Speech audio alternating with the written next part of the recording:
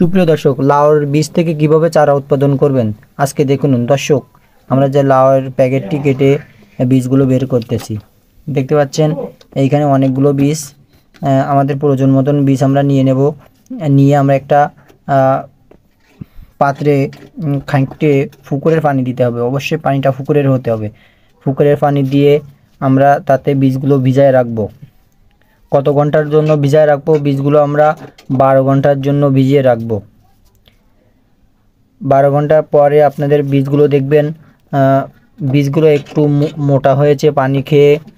আপনারা ওই বীজগুলো নিয়ে তারপরে আপনাদের বাসায় যে টিস্যু পেপার থাকলে বা কাগজ থাকলে কাগজের পারে আপনারা বীজগুলো সুন্দরভাবে সাজিয়ে দিবেন। সাজিয়ে বীজ সাজানো হয়ে গেলে আপনারা পেপারটা ভাঁজ করে দিয়ে আপনারা এমন একটি জায়গায় রাখবেন যাতে হোম থাকে সেইখানে।